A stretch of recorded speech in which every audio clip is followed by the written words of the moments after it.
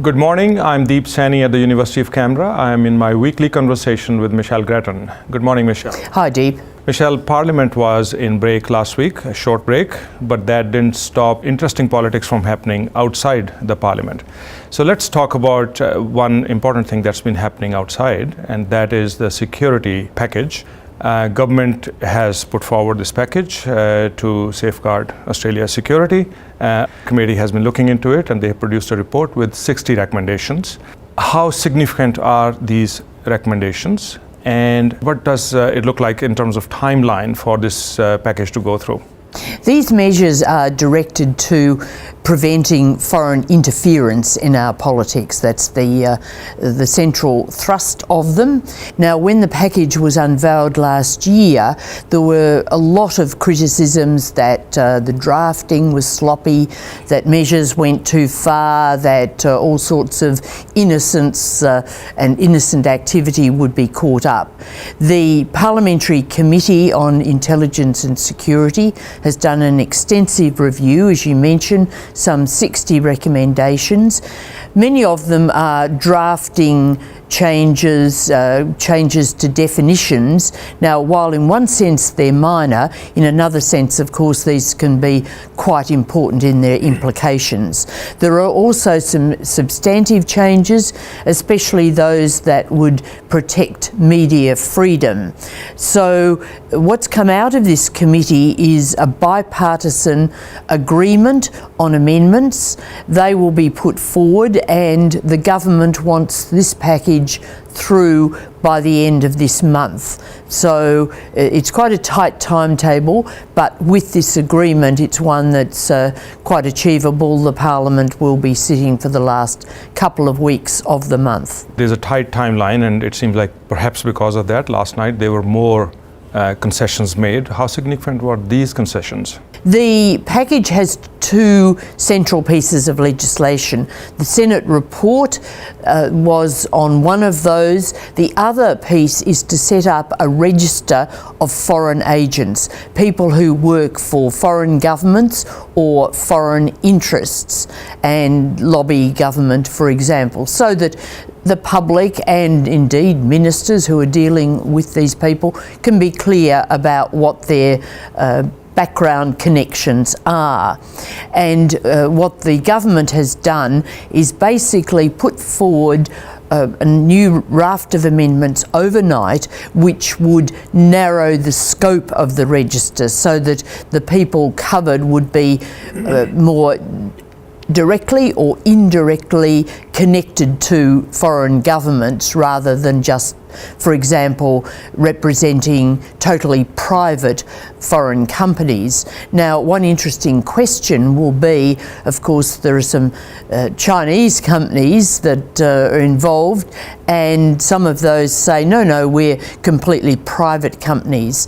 Now, there is a power in these amendments for the head of the Attorney General's Department to decide when a company or other organisation has political links as distinct from being totally private. So I think there'll be some argument about some of those companies.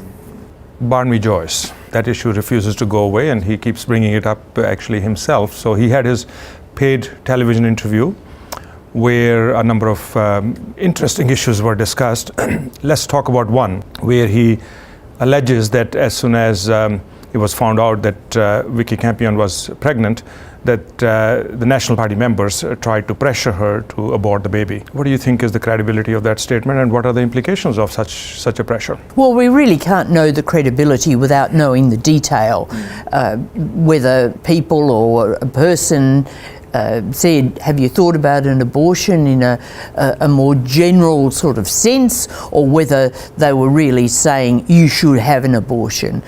These conversations can obviously take all sorts of forms. So that's the first thing.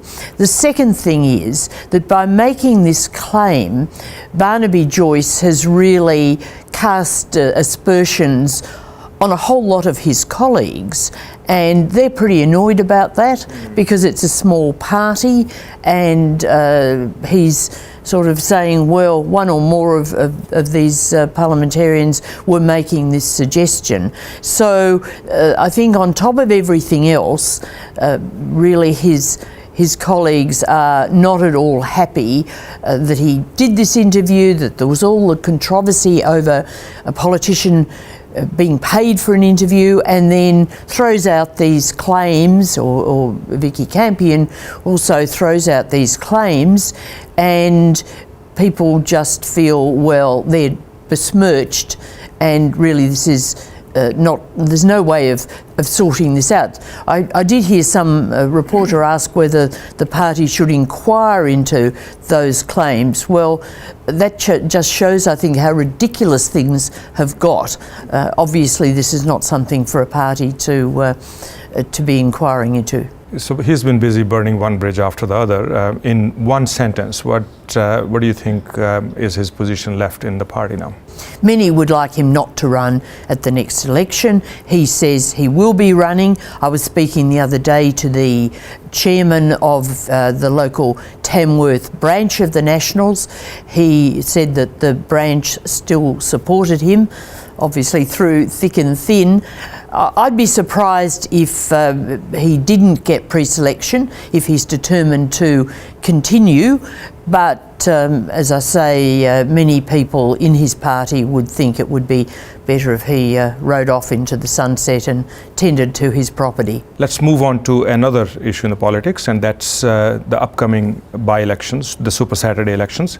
They are a while away, but there's been a recent poll by the Australia Institute that shows in the riding of Mayo, Rebecca Sharkie way ahead in the polls.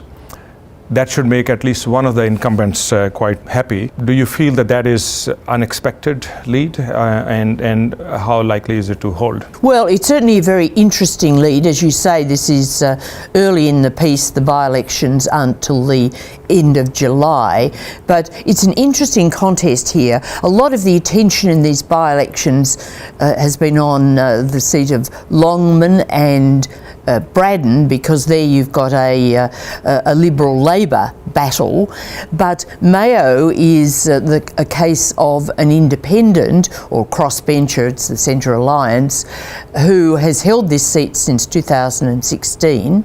She won under the Xenophon ticket. That party has now changed its name, fighting a Liberal challenger who is high profile, Georgina Downer. Her father held the seat for many years. And what this is testing is whether a crossbench MP can entrench themselves in a seat and so make it their own, so that the major party can't get it back. We've seen this in some other areas. It has been thought that Rebecca Sharkie hasn't been there all that long, doesn't have a lot of resources. The Liberals will be throwing everything at this seat. So the conventional wisdom has been that she'll probably lose, that she won't be able to, she was of course resigned because of the citizenship crisis, so she's not actually the member, but that she won't be able to regain the seat. But this poll does suggest that at least at this point of the campaign, that conventional wisdom is under challenge. It's going to be interesting to watch this one and the rest of the Super Saturday as well. Very important for both leaders, and as I say, this is an interesting sort of side issue about the crossbencher. Well, thank you, Michelle. You have a nice weekend, and we'll meet again next week. Thanks, Steve.